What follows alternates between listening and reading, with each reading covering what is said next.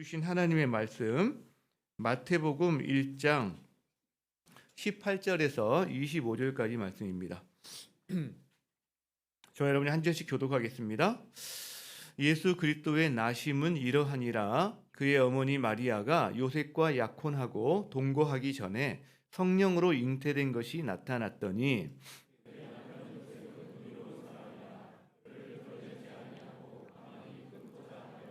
이 일을 생각할 때에 주의 사자가 현몽하여 이르되 다윗의 자손 요셉아 내 아내 마리아 데려오기를 무서워하지 말라. 그에게 잉태된 자는 성령으로 된 것이라.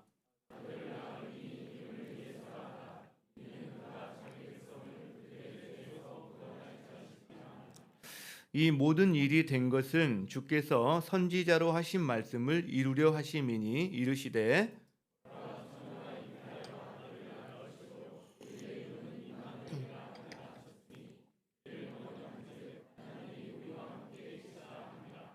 요셉이 잠에서 깨어 일어나 주의 사자의 분부대로 행하여 그의 아내를 데려왔으나 아들을 낳기까지 동침하지 아니하더니 나음의 이름을 예수라 하니라. 아멘. 자리에 앉으시겠습니다. 한 해가 저물어 갑니다. 내일이면 이제 성탄절이고 다음 주면 올해 마지막 날이 이렇게 되는데요. 성도 여러분에게 그리고 혹은 여러분 가정 안에 올해 가장 큰 뉴스가 혹시 무엇이었습니까? 올해 가장 큰 뉴스. 한 해를 마무리할 때 가족들끼리 둘러앉아서 그렇게 자신의 뉴스, 가정의 뉴스를 한번 정리해 보는 것도 혹은 감사 제목 정리하듯이 이렇게 하는 것도 좋지 않을까 생각을 해봤는데요. 우리 한번 범위를 한번 넓혀서 생각을 해볼까요? 올해 올 한 해 지구에서 전 세계적으로 가장 위대한 뉴스는 무엇이라고 여러분 생각하세요? 좀 더 넓혀볼까요? 전 인류를 통틀어서 이 지구상의 가장 위대한 뉴스는 무엇이라고 여러분 생각하십니까? 다양한 생각이 있을 수 있습니다. 여러 어떤 위대한 나라가 탄생한 사건들, 그리고 정말 위대한 어떤 발명품이 또 이렇게 서로 개발된 것들이라든가 여러 가지 역사의 방향을 바꿀 만한 어떤 큰 전쟁이라든가 어떤 큰 일들, 역사적인 사건들 이런 것도 아마 위대한 뉴스에 들어갈 수 있을 겁니다. 저는 그 모든 것을 다 뒤로 하고 우리가 사는 이 세상에 하나님이 사람이 되어서 오셨다. 아마 이것이 가장 위대한 소식이 아닐까 그런 생각을 해보았습니다. 이 천지 만물을 만드신 분이시잖아요. 근데 그분이 그 하나님이 천지 만물 피조물의 하나가 되신 거죠. 사람을 만드신 분이잖아요. 사람을 만드신 분이 그 사람의 역사, 인류의 역사의 속으로 실제로 뛰어들어 오셨다. 이거는 아마 차원이 다르다라는 생각이 듭니다. 수많은 인류의 역사들은 사람의 역사인데 이건 하나님과 사람의 공동의 역사이기 때문에 좀 차원이 다른 게 아닌가. 성탄절은 이렇게 우리에게 좀 차원이 다른 그런 뉴스를 전해준다라고 생각합니다. 바로 사람이 되신 하나님에 대한 뉴스를 우리에게 전해주는 거죠. 마태복음에서 그 사건을 우리에게 이렇게 알려주고 있는데 오늘 우리가 다시 한번 이 18절 말씀을 세 번역으로 한번 읽어보면 이렇게 됩니다. 예수 그리스도의 태어나심은 이러하다. 그의 어머니 마리아가 요셉과 약혼하고 나서 같이 살기 전에 동거하기 전에 마리아가 성령으로 잉태한 사실이 드러났다. 이 마리아와 약혼한 사람이 요셉입니다. 이 두 사람이 이제 약혼을 했죠. 근데 이 두 사람이 동거하기 전에 이 마리아가 임신을 한 거죠. 그 사실을 요셉이 알게 된 겁니다. 어떤 경위로 알게 됐는지 우리 성경에 자세히 나와 있지는 않지만 소문을 들었거나 아니면 누군가가 알려주었거나 아니면 마리아가 직접 찾아와서 요셉에게 어떤 상황 설명을 했을 수도 있죠. 우리가 한번 그 상상을 한번 해봤으면 좋겠어요. 마리아가 요셉을 찾아와서 이야기한 어떤 그런 가정을 한번 하고 생각해 본다면 마리아가 이렇게 요셉을 어느 날 찾아옵니다. 그리고 이런 말을 했겠죠. 어느 날 천사 가브리엘이 나를 찾아와서 내게 말했어. 그러면서 누가복음에 나와 있는 그 사건을 이야기를 했을 겁니다. 누가복음 1장에 세 번역으로 된 걸 보면서 제가 이야기할게요. 천사가 나에게 말했어. 마리아야 두려워하지 말아라. 너는 은혜를 입은 사람이야. 자, 너는 이제 잉태해서 아들을 낳을 건데 그 이름을 예수라고 하렴. 그런데 그분은 누구냐면 그분은 위대하게 될 뿐인데 위대하게 될 뿐이고 하나님의 아들이라고 이름 불리워질 거야. 그리고 그 조상 다윗의 왕위를 가지신 분이 될 것이고 영원히 다스리는 분이 될 거야. 라고 말을 했어. 그 내가 천사에게 말을 했지. 아니, 저는 남자하고 잠을 잔 적이 없는데 제가 어떻게 임신을 한단 말입니까? 내가 이렇게 물었어. 그랬더니 천사가 다시 말했어. 성령이 너에게 임할 거거든. 그리고 하나님의 능력이 너를 감쌀 거거든. 그리고 그래서 네가 태어날 아기는 거룩한 분이 되는 거야. 그리고 하나님의 아들이라고 불리는 거지. 자, 너는 지금 의심하지. 그런데 보아라, 너의 친척 엘리사벳도 다 아기를 낳을 수 없다고 생각하는 그 늙은 나이에 아기를 가져서 6개월이 되지 않았니? 하나님께는 불가능한 일이 없어. 하나님께는 불가능한 일이 없어. 자, 그래서 나는 말했어. 저는 주님의 요종입니다. 그래서 주님의 말씀이 그대로 저에게 이루어지기를 저는 바랍니다. 내가 이렇게 말했더니 천사가 떠나갔어. 그리고 나서 어느 날 내가 임신하게 된 거야. 이건 사실이야. 요셉, 나는 너무 두려웠지만 하나님의 말씀에 순종하는 것이 맞다고 생각했어. 그래서 하나님께 주의 말씀이 이루어지기를 원합니다. 라고 말했던 거고, 그런데 임신이 진짜 된 거야. 그리고 나서 나는 천사가 말해준 내 친척 엘리사벳을 찾아갔지. 근데 그 엘리사벳이 나를 보자마자 내 주의 어머니가 내게로 나아오니 이것이 어찌된 일입니까? 라고 말하는 거야. 엘리사벳도 성령으로 알게 된 거지.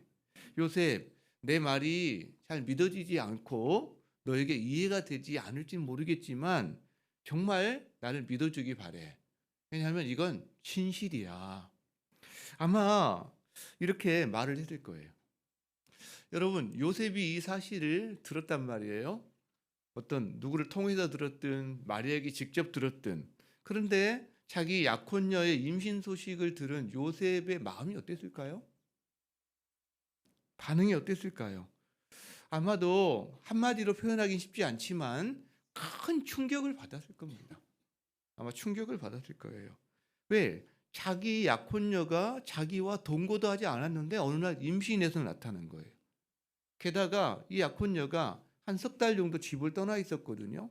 이 갈릴리를 떠나서 유대에 가서 살다가 왔는데 다녀와서 임신 소식을 듣게 된 거죠. 그러니까 요셉의 마음속에서는 혹시 석 달 동안 집에 떠나 있는 그 기간 동안에 이 마리아에게 무슨 일이 일어난 건 아닐까?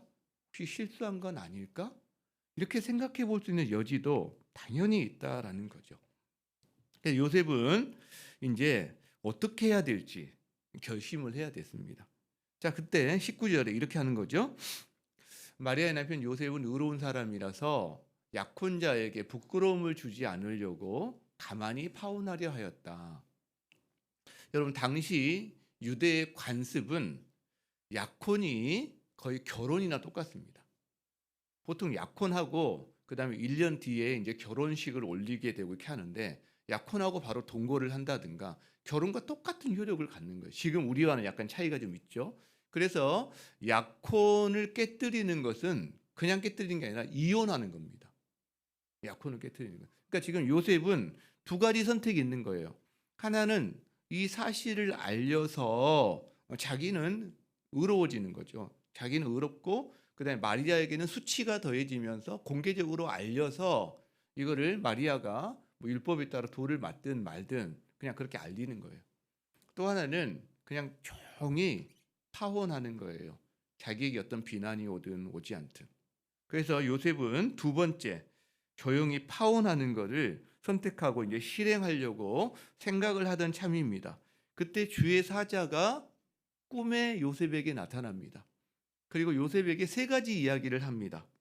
자, 세 번역으로 하나씩 보겠습니다. 20절 볼까요? 자, 첫 번째 뭐라 그러냐면 요셉아, 네 아내 마리아 데려오는 것을 두려워하지 말고 네 아내로 맞아들여라. 왜냐하면 그 뱃속에 있는 아기는 성령으로 말미암은 거야. 이게 첫 번째 이야기입니다. 두 번째 이야기를 합니다. 마리아가 아기를 낳을 텐데 이름을 예수라고 지어라. 그는 자기 백성을 그들의 죄에서 구원하실 분이야. 예수 이름까지 시정을 해줍니다. 그리고 세 번째 이야기를 합니다. 부수적인 건데 이 모든 것은 주님이 선지자, 예언자를 통해서 한 벌써 730년 전에 이걸 예언하셨거든요. 예언자를 시켜서 말씀하신 내용인데 그때 보아라, 동정녀가 잉태하여 아들을 낳을 것이니 그의 이름을 임마누엘이라고 할 것이다. 이 말씀을 이루려고 하는 거다라는 이야기를 이 세 번째 이야기로 해줍니다. 자, 요셉은 이 천사의 말에 그대로 순종합니다. 천사가 요셉에게 요구한 게 두 개거든요. 첫 번째가 뭐였어요? 마리아를 데려와서 아내로 맞아라. 그대로 합니다. 그게 바로 24절에 나오죠.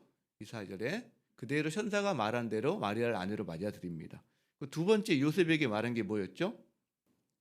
아기를 낳거들랑 이름을 뭐라고 지으라고 그랬죠? 예수라고 지어라. 그대로 그 이름을 예수라고 짓습니다. 그래서 순종하는 거죠. 여러분, 이것이 예수님이 이 땅에 오신 그 사건들을 지금 기록하고 있는 성경의 글인데 우리가 이제 질문을 해보게 됩니다. 하나님이 사람이 되셨는데 어떤 방식으로 되신 거지? 그리고 왜 그렇게 하신 거지?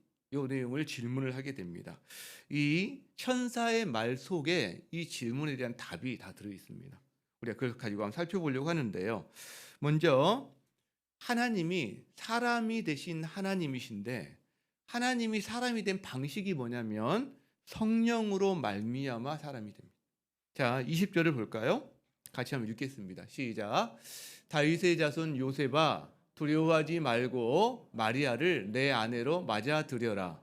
그 태중에 있는 아기는 성령으로 말미암은 것이다. 성경은 예수의 임신이 성령으로 말미암았다라고 반복해서 이야기를 합니다. 자, 질문 한번 해볼게요. 소가 새끼를 낳으면 뭐라고 부릅니까? 송아지입니다. 개가 또 새끼를 낳으면요, 강아지입니다. 사람이 자식을 낳으면 뭐가 되죠? 네, 상아지 뭐 그런 거 아니겠어요? 사람입니다. 사람이 낳으면 사람이에요. 자, 예수님이 단지 사람만이라면 남자와 여자의 결합에 의해서 잉태되면 됩니다. 그런데 예수님은 하나님이 사람이 되신 분이에요. 다시 말하면 예수님은 사람이면서 하나님이십니다. 그렇기 때문에 하나님의 아들이 되기 위해서는 어떻게 해야 되느냐? 하나님으로 말미암아 잉태되어야 됩니다. 즉 성령으로 잉태해야 되는 거죠. 그러니까 예수님은 마리아에게서 나셨기 때문에 사람의 아들이면서 성령으로 잉태됐기 때문에 하나님의 아들이 된 것이죠. 여러분, 우리나라에 수많은 이단들이 있고 자신이 하나님이다, 또 내가 예수님이다, 내가 메시아다 주장하는 사람들이 많이 있다고 합니다. 자, 그러면 그들이 내가 하나님이야 혹은 내가 하나님의 아들이야 라고 주장하는 건데 그들이 그 말대로 그렇게 될 수가 있나요? 전혀 될 수가 없습니다. 오늘 우리가 이렇게 생각을 해보면, 왜냐하면 그분의 아버지와 어머니가 이 사람을 낳은 거라면 그 사람은 사람이 낳은 사람에 불과하다라는 거죠. 여러분, 성경에도요 참 위대한 인물들이 많이 있거든요. 와, 거의 막 저 사람은 사람이 아닌 것 같다는 사람이 참 많이 있는데 아무리 위대해도요 사람에 불과합니다. 성경에 기적 같은 출생들이 참 많단 말이에요. 바로 오늘 아까 이야기했던 엘리사벳의 아들이 누구냐면 세례 요한입니다. 그죠? 이 세례 요한도 기적 같은 출생이거든요. 사가랴와 엘리사벳이 나이가 많아서 아기를 가질 수 없는 그때에 그 다음에 이 사가랴가 성전에서 제사 드릴 때 천사가 나타나서 너 아기를 갖게 된다라고 말을 해요. 근데 그거를 믿지를 못해요. 왜? 자기가 늙은 걸 알기 때문에 내가 어떻게 예를 가진단 말입니까? 그래서 하나님께서 천사가 벙어리를 만들잖아요. 30 동안 너 벙어리도 좀 지내라. 여러분, 그렇게 기적 같은 출생으로 태어난 세례 요한이지만 세례 요한은요, 아버지와 어머니에 의해서 태어났기 때문에 사람인 거예요. 사람에 불과한 거죠. 오직 예수님만이 하나님의 아들이세요. 왜? 성령으로 말미암아 나셨기 때문에. 마태복음 1장 이 앞에 보면 예수님의 계보가 나옵니다. 근데 예수님의 계보가 쭉 나오는데 하나님부터 시작해서 예수님의 이름은 이렇게 하나님 그다음에 아담부터 시작해 나오는데요. 여기에 독특한 게 몇 가지가 있는데 여인의 이름이 5명이 나옵니다. 예수님의 계보 가운데. 근데 이 여인들은 어떻게 보면 뭐 대단한 사람들이 아닙니다. 대부분 평범하거나 아니면 오히려 사회적인 약자에 속하는 사람들이거든요. 그러니까 하나님이 나라를 이루어 가시는데 예수님의 조상 가운데 이 여인들을 사용한다는 걸 보면 하나님이 똑똑하고 잘나고 뭔가 막 너무 멋지고 뭔가 이런 사람만 사용하는 게 아니라 하나님은 지극히 평범한 사람도 사용하셔서 하나님 나라를 이루어 가시는 걸 우리가 보게 되기 때문에 이게 참 은혜가 되는데, 근데 여기에 여러분 일정한 패턴이 있어요. 자, 이 사람들이 누구냐면 며느리 다말, 그리고 창녀 기생 라합, 그리고 이방 여인인 룻, 그리고 그 우리아의 아내, 그 다음에 그리고 마리아, 이 5명이거든요. 근데 이들을 표현하는데 일정한 패턴이 있습니다. 바로 누가 누구에게서 누구를 낳고 이렇게 나옵니다. 즉 남편 이름, 그 다음에 아내 이름, 자녀 이름 이렇게 나옵니다. 이렇게 보죠. 유다는 남편이죠. 아빠죠. 다말에게서 엄마죠. 베레스와 세레를 낳고, 살몬은 라합에게서 보아스를 낳고, 보아스는 룻에게서 오벳을 낳고, 다윗은 우리아의 아내에게서 솔로몬을 낳고. 여러분 이게 누가 누구에게서 누구를 낳고 이렇게 나온단 말이에요. 근데 예수님은 이 패턴이 아닙니다. 똑같은 패턴으로 해야 된다면 이렇게 되는 거예요. 요셉은 마리아에게서 예수를 낳았다 이렇게 해야 되는 거예요. 근데 이 요셉이 빠집니다. 성경은 뭐라고 그러냐면 마리아에게서 그리스도라 칭하는 예수가 나시었다라고만 기록합니다. 요셉이 빠져버려요. 아빠 이름이 빠져버려요. 왜? 실수로 뺐을까요? 나머지 4명은 다 제대로 했고 예수님만 쓸 때만 잠시 졸았을까요? 아니겠죠. 의도가 있는 거죠. 왜요? 요셉을 통해서 나신 게 아니라 성령으로 말미암아, 굳이 채워넣는다면 성령은 마리아에게서 예수를 낳으셨다. 굳이 채워넣는다면 이런 패턴이기 때문에 그렇다는 거예요. 여러분, 예수님은 성령으로 말미암아 처녀의 몸을 통해 이 세상에 오셨습니다. 이것이 하나님이 사람이 되신 방식이에요. 그런데 세상 사람들은 이것을 빌미로 해서 공격을 합니다. 아니, 어떻게 처녀가 아이를 낳을 수 있어? 말도 안 돼. 너 그런 걸 본 적이 있어? 말도 안 되지. 여러분, 이 논리 하나거든요.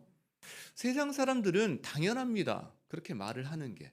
그런데 심지어 교회를 다니고 신앙생활을 오래 하신 분들 가운데서도 이 부분에 대해서 자신의 주관이 확신하지 못하거나 조금은 뭐랄까 그냥 예수님이 성령으로 말미암아 잉태되셨다는 것은 신앙적인 어떤 사건으로만 받아들이고 실제 역사상에서 있었던 진짜 역사상의 일이라는 것에 대해서는 조금은 잘 못 믿겠어. 이런 분들이 의외로 있을 수 있다는 거죠.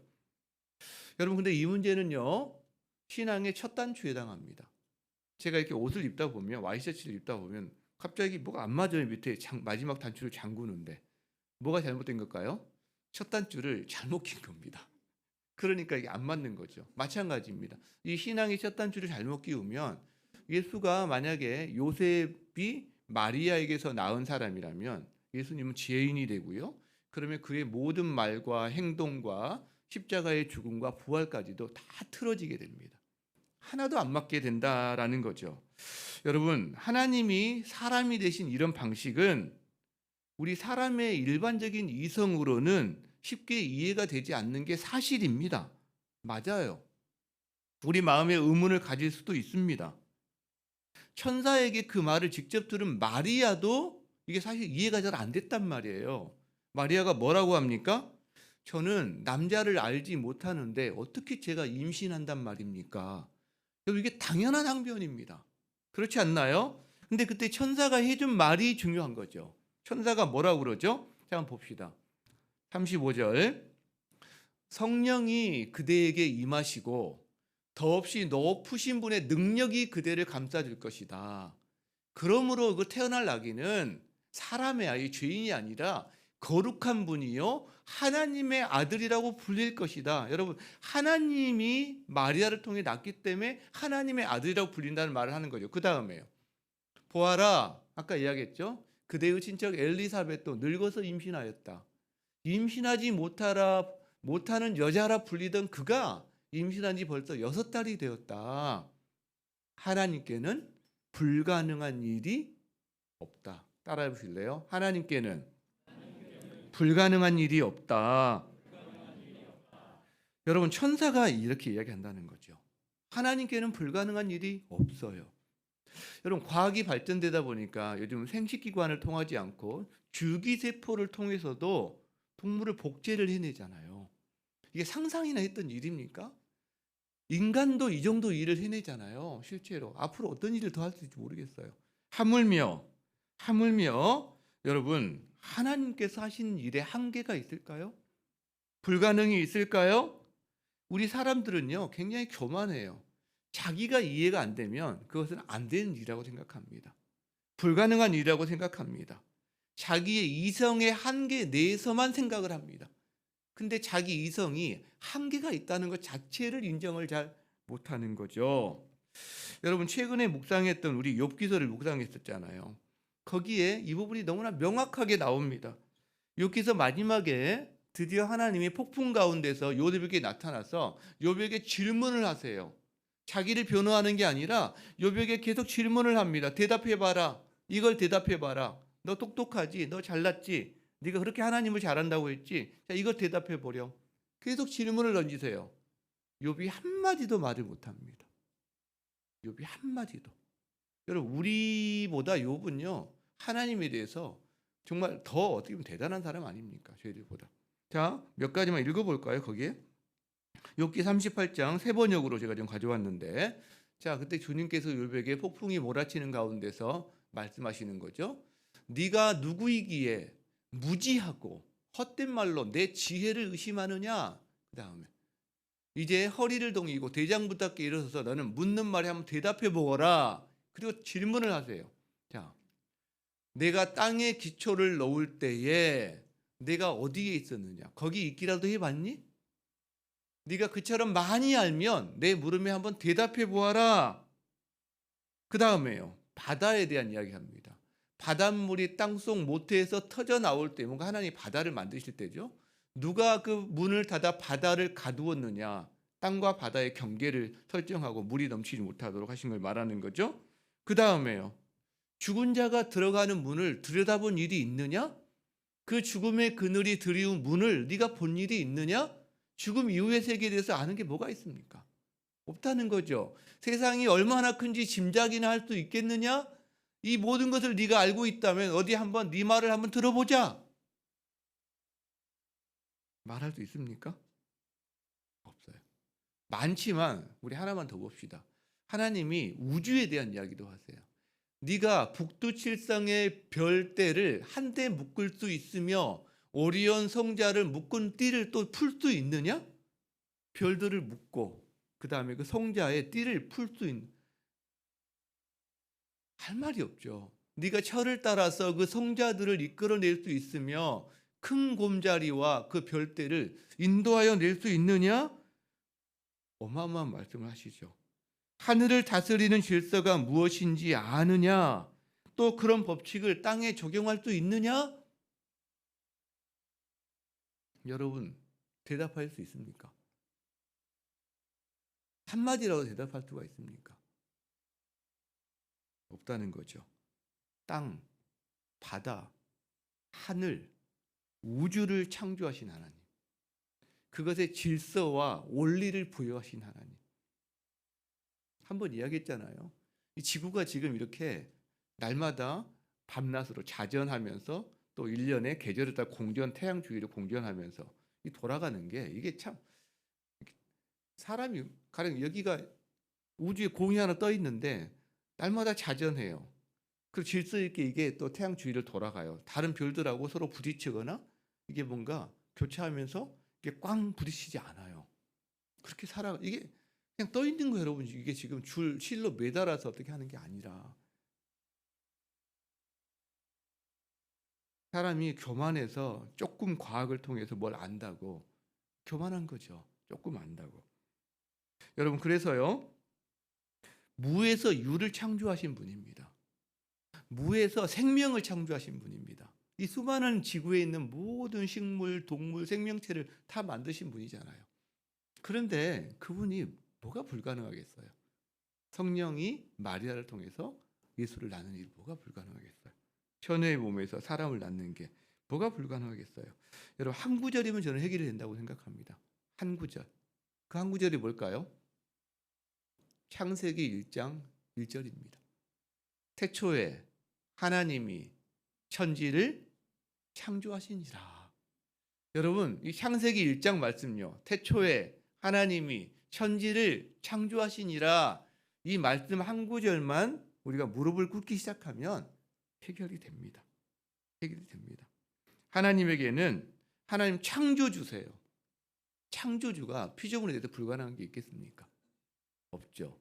여러분, 그래서 하나님이 처녀의 몸을 통해서 이 땅에 오신 것은요, 가능이냐 불가능이냐의 문제가 아니에요. 하나님께는 가능이냐 불가능의 문제가 아니라 의지의 문제입니다. 그렇게 할 거냐 말 거냐의 문제고 은혜의 문제입니다.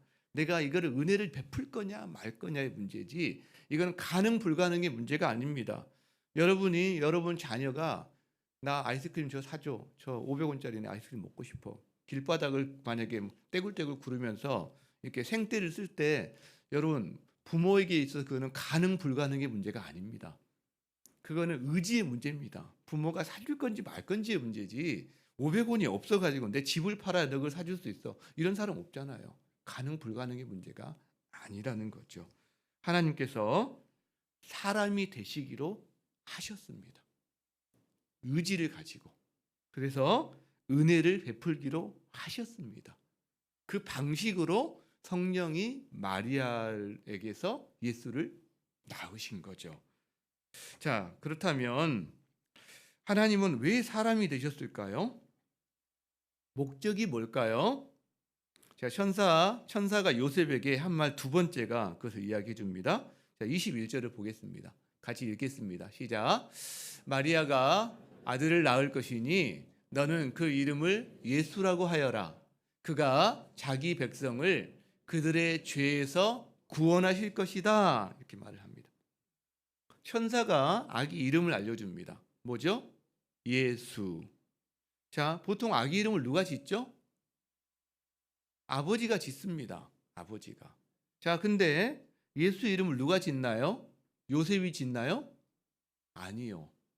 하늘 아버지가 예수 자기 아들의 이름을 지어서 천사를 통해서 말해주니까 요셉이 그대로 순종하는 겁니다. 자, 예수는 무슨 뜻이죠? 구원자, 세이비어, 영어로는 더 세이비어, 세이비어가 됩니다. 자기 백성을 그들의 죄에서 구원하시는 분. 자, 그러면 여기에 답이 나오는 거죠. 왜 하나님이 사람이 되셔야 하셨을까? 자기 백성을 죄에서 구원하기 위해서 하나님이 사람이 되신 거예요. 천사가 지금 그렇게 말하고 있고 이 말을 예수님은 자기의 언어로 이렇게 이야기합니다. 요한복음에 보면 양에게 생명을 얻게 하고 더 풍성히 얻게 하려는 것이다 라고 이야기합니다. 여러분, 죄 아래에 있는 사람들, 깨어진 세상 아래에 있는 사람들은 신음합니다. 죄 가운데서 고통합니다. 불쌍한 삶을 삽니다. 결핍의 삶을 삽니다. 충만한 삶을 살지 못합니다. 생명을 누리지 못합니다. 그래서 주님께서 불쌍히 여기시는 거예요. 안타깝게 여기시는 거예요. 그래서 그들을 죄에서 건져야 되겠다. 그래서 그들이 생명을 누리고 살도록, 그들이 하나님 안에 있는 풍성함을 누리고 살도록, 그 충만함을 누리고 살도록 이들을 죄에서 구원해야 되겠다. 그래서 세상에 오신 겁니다. 여러분, 그래서 그걸 누리고 있는 분들이 여러분이에요. 그게 바로 접니다. 접니다. 제가 이 말씀 생각하면서 묵상하면서 저희 젊은 시절 한번 생각을 해봤는데, 내 젊은 시절을 색깔로 표현하면 무슨 색깔일까? 이런 질문을 한번 해보게 됐어요. 여러분, 20대면 보통 그 계절로 본다면 봄이잖아요. 근데 파릇파릇하고 막 푸른색이고 생명력이 막 역동적으로 일어나는 시기잖아요. 그러니까 당연히 푸른색이어야 되는데 제 젊은 시절을 보면 잿빛이었던 것 같아요. 방황하고 고통하고 헤매이고 아파하고. 여러분, 그래서 내가 예수님을 만나지 않고 만약에 30대, 40대, 내가 지금 50대가 됐다면 내 인생의 색깔은 뭘까? 생각해 보면 그 잿빛이 더 심해졌을 것 같아요. 실제로. 나중에는 이제 가을 되면 이게 나무가 떨어지는, 단풍도 예쁘게 들고 떨어지면 예쁜 잎이 있는데, 그렇지 않으면 약간 사과 가지고 떨어지는 잘못하면 그런 색깔이 될 수 있겠구나. 이런 생각을 하게 됩니다.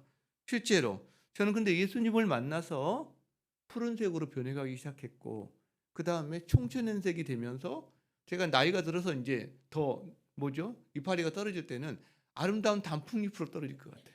사가서 떨어진 잎이 아니라. 여러분, 제가 요즘 교회 안에서 교회 바깥에서 사람들을 만날 때마다 느끼는 게 있습니다. 안쓰러워요. 안쓰러워요. 죄송한 표현이지만 좀 불쌍해요. 안쓰러움을 넘어서 불쌍하기도 해요.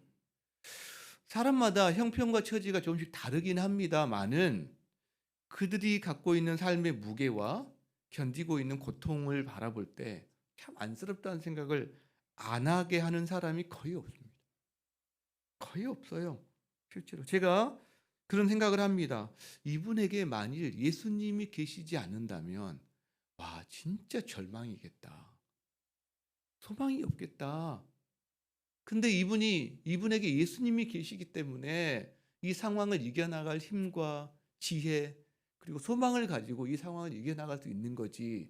라는 생각을 할 때가 한두 번이 아닙니다. 한두 번이. 여러분, 인생은 아파요. 고통이 많습니다. 물론 오아시스처럼 좋은 날도 있지만, 좋은 시절도 있지만, 나이가 들어갈수록 더 아프고요, 더 고통스럽고요, 더 허무하고요. 이걸 많이 느끼게 됩니다. 실제로. 왜? 죄로 인해 깨어진 세상이고요. 깨어진 세상에 사는 우리들이기 때문에 관계도 그렇고 모든 것들이 그렇게 아프고 고통스러운 게 많아집니다. 그걸 어떻게 인간이 해결할 수 있나요? 아니요. 이 죄 문제를 해결하지 않는 한, 근본을 해결하지 않는 한 그냥 임시 처방은 가능하겠죠. 안 되는 거죠. 안 되는 거죠. 여러분, 그래서 사람이 안 되니까 하나님이 오신 겁니다. 하나님. 이 예수님이 바로 하나님이 사람이 되신 분이라는 거죠. 여러분, 예수님은 하나님이세요. 처음과 나중이세요. 영원토록 동일하신 분이세요. 그런데 그가 시간과 공간의 제약을 받는 사람이 되세요. 왜요? 우리를 죄에서 건져주시려고, 고통에서 건져주시려고, 우리를 회복시키려고. 여러분, 하나님은 지혜가 뛰어나신 분이세요. 풍성한 분이세요.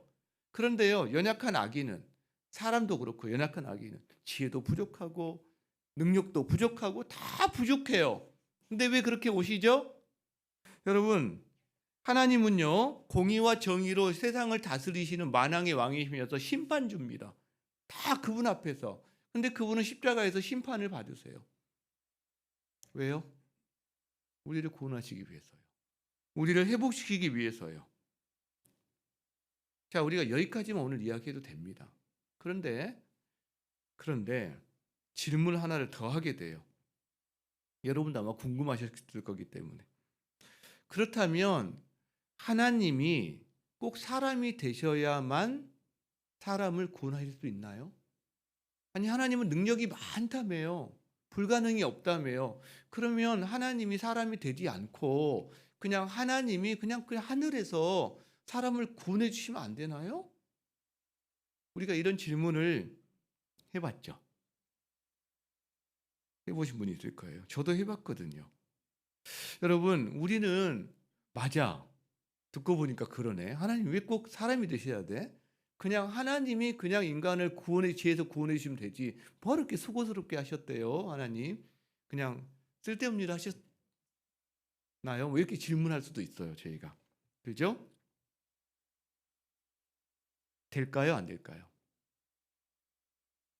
여러분, 안 됩니다. 하나님이 사람이 되지 않고서는 우리를 구원하실 수가 없습니다. 안 되는 거예요. 뭐 우리가 이거를 또 이유 말하면 굉장히 많은 시간을 우리가 자세히 써야 되기 때문에 간단하게 오늘 한 가지만 정리하고 넘어갈게요. 피 흘림이 없은즉 사함이 없습니다. 피 흘림은 죽음이거든요. 죄의 값은 죽음이에요. 그러면 죄의 값은 치러야 됩니다. 이 죽음이 없이는 용서함이 없어요. 정의, 하나님은 사랑이시기도 하지만 하나님은 정의, 공의시기도 하거든요. 자기 자신을 부인할 수가 없어요. 피 흘림이 없은즉 사함이 없기 때문에 하나님은 사람이 되셔야만 인간을 구원할 수가 있겠다라는 거죠. 한 가지 예를 간단하게 들어봅시다. 자, A와 B가 있어요. 자, A가 B에게 어느 날 1,000만 원을 빌려줬습니다. 그런데 이 B가 도저히 상황이 나빠져서 아무리 독촉을 해도 그 다음에 이 B가 돈을 갚을 수 없는 상황이 된 거예요. 그래서 A도 넉넉하지는 않지만 너무나 B가 딱해서 탕감을 해줬습니다. 그래, 내가 받지 않을게라고 탕감했어요. 자, 그럼 봅시다. 탕감받은 B는 거저 받은 거예요. 은혜로. 그런데 여러분, A는요.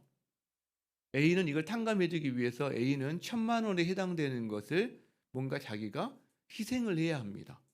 대가를 치러야 합니다. 그게 자녀의 등록금이든 병원비든 그 가정의 어떤 필요를 쓸 것이든 이것을 뭔가 다른 것을 제어하고 못 쓰고 대가를 지불해야만 탕감이 가능한 겁니다. 실제로 여러분, 죄 용서도 마찬가지예요. 죄 용서를 받는 편에서는 거저 받는 겁니다. 이거 은혜라고 그러죠. 거저 받은, 한 것이 없는데 거저 받으니까. 그런데요, 죄 용서가 이루어지기 위해서는 이 죄값이 치러져야 됩니다. 누군가는 탕감할 때 돈의 희생이 있어야 되듯이 이 죄값을 치러야 되는 분이 누군가 있어야 되는 거죠. 그걸 사람이 못하니까 하나님이 사람이 되셔서 그 사람의 죄를 짊어지고 하나님의 신이 죄값을 치르신 거예요. 그러니까 저희들은 죄값을 치르지 않아도 죄 용서를 받게 되고 거저 받은 은혜가 되는 거죠. 근데 죄값을 치를 때요, 죄값을 치를 때 하나님의 아들이 사람이 되어서 사람의 죄값을 치를 때 이 사람은 하나님 죄값을 치른 다음에 하나님의 아들이 됩니다. 자리바꿈이 일어납니다. 맞바꿈이 일어나는 거예요. 예수님이 죄의 자리로 가시고 죄의 자리에 있던 사람이 하나님의 아들의 자리로 옮겨지는 이것이 비밀 중에 비밀입니다. 이것을 그래서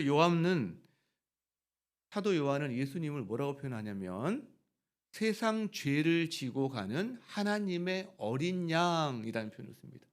세상 죄를 짊어지고 가는 하나님의 어린 양이다. 여러분, 이 하나님의 어린 양, 죄를 속하시는 하나님의 어린 양을 표현하기 위해서 구약에서 몇백 년 동안 이루어진 제사가 있습니다. 구약의 제사가 있는데 그 구약 제사가 이런 거거든요. 양을 끌고 와요. 그 양에게 안수를 합니다.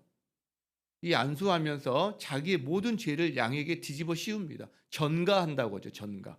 내 모든 죄를 너에게 전가한. 그 안수가 여러분 이게 그런 의미가 있는 거예요. 죄를 전가하죠. 그리고 나서 자기의 죄를 다 전가받은 양을 피를 흘려서 죽여서 그 죄값을 치르게 합니다. 그 자기는 자유하게 되는 거예요. 여러분 이것을 수백 년 동안 이스라엘이 제사제들을 통해서 이거를 제도를 유지해 옵니다. 이거는 그 양을 죽인다고 해서 자기 죄가 바로 사해지는 실제적인 효과가 있다보다 상징이에요. 무엇에 대한 상징? 예수님이 하나님의 어린 양이신 예수님이 오셔서 우리의 죄를 짊어지고 자기가 십자가의 피를 흘려 죽으심으로 말미암아 우리 인류의 모든 죄를 전가받아서 그 다음에 우리 죄를 사해 주신다는 이 실제적인 사건을 계속 바라보게 하는 상징이다라는 거죠. 상징이다. 그런데 그런데 중요한 거는 이때 쌍방정가가 일어납니다. 즉 예수님의 우리의 죄가 인류의 죄가 예수님에게 전가되어서 예수님이 그 죄값을 가지고 죽으시는 이 전가만 일어난 게 아니라 쌍방정가가 일어나는 거예요. 이런 거죠. 예수님의 우리의 죄가 예수님에게로 전가됩니다. 예수님의 의가 우리에게로 전가됩니다. 여러분, 우리의 슬픔과 고통을 예수님이 가져가세요. 그리고 예수님 안에 있는 기쁨 그리고 충만함을 예수님이 채워주세요. 여러분, 우리는 결핍 가운데 살아요. 우리가 누리지 못하는 그 충만하지 못함, 결핍, 그리고 멍해, 이것을 예수님이 가져가세요. 그 예수님 안에 있는 충만함, 자유, 이것을 우리에게 주세요. 우리에게 없는 영원한 생명을 예수님의 생명으로 채워주시고 우리의 죄를 예수님이 가져가시는 이 쌍방정가가 이걸 통해서 일어난다는 거죠. 여러분, 이것이 바로 예수님이 사람이 되신 이유입니다. 이걸 하시려고, 즉 십자가에서 죽기 위해서 태어나신 거예요. 사람이 되신 거예요. 우리 죄를 짊어지고 죽음의 길을 걸어가기 위해서 사람이 되신 거예요. 그리고 그 길을 흔들림 없이 그렇게 고통스러워하면서도 끝까지 그 길을 가셨다라는 거죠. 이 모든 것이 하나님이 사람이 되셨기에 가능한 겁니다. 하나님이 사람이 되셨기에. 우리가 하나님이 사람이 되셨기에 가능한 걸 정확하게 표현해 주는 것이 이사야 53장에 나옵니다. 이사야 53장 같이 한번 읽어보겠습니다. 자, 시작. 그는 실로 우리의 질고를 지고 우리의 슬픔을 당하였거늘 우리는 생각하기를 그는 징벌을 받아 하나님께 맞으며 고난을 당한다 하였노라. 그 다음에요. 그가 찔림은 우리의 허물 때문이요 그가 상함은 우리의 죄악 때문이라. 그가 징계를 받음으로 우리는 평화를 누리고 그가 채찍에 맞음으로 우리는 나음을 받았도다. 여러분, 그가 어떻게 찔림을 당합니까? 그가 어떻게 상함을 당합니까? 그가 어떻게 채찍에 맞습니까? 사람이 되셨기 때문에 가능한 겁니다. 그리고 우리는요, 그로 말미암아 우리의 허물과 죄악이 우리가 사해집니다. 그리고요, 우리는 그가 채찍에 맞음으로 우리가 나음을 입어요. 회복이 일어납니다. 사람이 되셔서 채찍에 맞고 그렇게 하셨기 때문에 우리가 맞는 채찍을 대신 맞으셨기 때문에 우리는 회복을 경험한다는 거죠. 이 모든 것이 가능해진 것은 하나님이 사람이 되셨기 때문에 가능해진 겁니다. 가능해진 겁니다. 말씀을 마무리합시다. 성탄절은 그래서 하나님이 사람이 되신 것을 기억하고 기념하고 우리가 그걸 묵상하는 어떤 그런 절기다라는 거죠. 자, 상상할 수 없는 은혜입니다. 사실은 신비이기도 하면서 사실은 그 은혜가 너무나 놀랍습니다. 그의 백성을 얼마나 사랑하셨으면, 그의 백성을 얼마나 아끼셨으면 본인이 사람이 돼서 오셨을까? 하나님 아버지는 자기 아들을 사람이 되시도록 우리에게 내어주셨을까? 여러분, 우리는 그것을, 그래서 주님의 성육신과 주님의 십자가를 생각할 때 우리의 마음이 녹아지는 거죠. 부드러워지는 거죠. 그 은혜로 저희 마음이 채워지는 거죠. 여러분, 십자가에서 우리의 죄를 대신 치르기 위해서 이 세상에 오신 분, 그분이 예수님이신데 그분이 결국은 우리와 진실한 관계, 사귐의 관계를 원하시는 거예요. 그걸 위해서도 이 세상에 오신 겁니다. 안 그러면 사람 살지 않는 곳에서 멀리 혼자서 그냥 다 치러주시고 나만 믿으라 그랬을 텐데 사람 속으로 들어오셨죠. 여러분, 우리와 만나고 싶어 하시는 거예요. 우리와 살을 부딪히고 싶어 하시는 거예요. 우리와 눈과 눈을 마주치고 대화하고 싶으신 거죠. 우리와 손을 잡고 이야기하고 싶으신 거죠. 여기 예수님의 마음이 있습니다. 여러분, 그분은 당신과 사귐을 원하세요. 진실되고 친밀한 사귐을 간절히 바라시는 거예요. 그걸 위해서 하늘에서 이 세상으로 오셨다는 거죠. 여러분은 그분과 사귀고 있습니까? 그분과 가까이 지내고 계십니까? 만일 우리가 이 예수님과 관계가 좀 무뎌 있거나 멀어져 있다면 이 은혜에 좀 잠기는 시간이 됐으면 좋겠어요. 저희가 분주한 이 연말 연시에 잠시 좀 마음을 추스리고 하나님 앞에 좀 머물러 있는 시간이 됐으면 좋겠어요. 그 시간에 사람이 되신 하나님인 이 예수님을 묵상하면서 그분이 나와 사귐을 원하신다는 생각을 우리가 하면서 묵상하면서 그분과 교제가 회복되는 시간이 됐으면 좋겠어요. 만일 여기에 거의 없으시겠지만 아직 이 예수님을 인격적으로 영접하지 못하고 만나지 못한 분이 계시다면 바로 오늘 이 말씀을 통해서 사람이 되신 이 하나님, 이 예수님을 꼭 영접하셨으면 좋겠어요. 마음에 모셨으면 좋겠어요. 그리고 예수의 제자로 살아가는 그 자유함과 충만함을 누리고 살아가는 사람으로 커졌으면 좋겠다. 이걸 축복하고 싶습니다. 여러분, 우리가 공통적으로 근데 그것과 함께 공통적으로 오늘 예수님이 탄생하시던 날 천군 천사들이 함께 하나님을 찬송한 내용이 있거든요. 누가복음 1장 14절입니다. 우리 한번 이렇게 힘있게 읽어보겠습니다. 시작.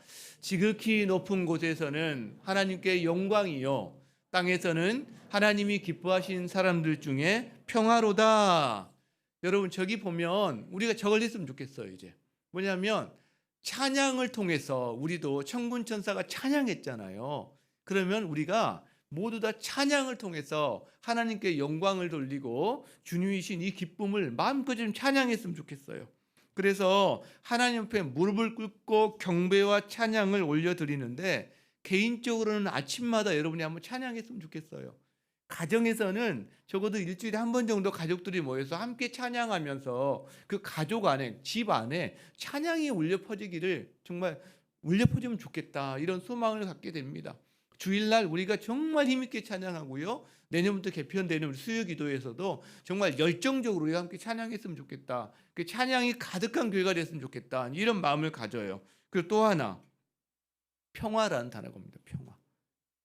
여러분, 이 평화요, 하나님이 기뻐하신 사람들 중에는 평화가 하나님과 평화거든요. 그러면 나 자신과 이웃과 평화가 맺어지기 시작합니다. 이 평화가 계속 확대되는 거죠. 여러분, 이 평화를 누리는 연말연시 성탄절 되기를 바랍니다. 여러분이 이 하나님의 평안을 누리고요, 그 평안으로 말미암아 여러분 자신과 평안을 누리고 가족들과 그리고 이웃들에게도 이 평안의 통로가 됐으면 좋겠어요. 내가 누리는 하나님의 평화가 다른 사람들에게도 이 평화를 전파하는 아름다운 통로가 된다면 우리가 크리스마스 기적도 어떤 그런 일환 아닙니까? 어떤 그런 걸 통해서 평화를 전하는 그런 삶을 살아간다면 기쁨이 더 커지고 평화를, 더 큰 평화를 누리게 되지 않을까, 그 마음으로 여러분을 축복하고 싶습니다. 여러분, 찬양을 하나님께 올려드립시다. 그리고 기쁨으로 이 평안을 누리며 이 평안을 전하는 이 성탄절 연말연시 되게 합시다. 그런 여러분 되시기를 주의 이름으로 축복합니다. 아멘. 우리 함께 찬양할 때요, 여기 보면 온 교회요 다 일어나 찬양하라. 뭐 자리에서 일어나라는 말은 아니겠지만 우리 일어나 찬양합시다. 우리 한번 힘있게 기쁘다 구주 오셨네 함께 찬양함으로 기도하고 예배를 마치도록 하겠습니다.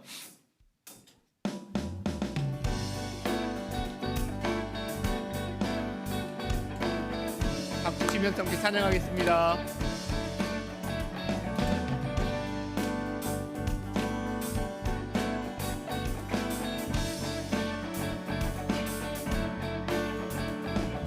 기쁘다 그 주 오셨네 만 백성 맞으라. 온 교회여 온 교회여 다 일어나 다 찬양하여라. 다 찬양하여라. 다 찬양하여라.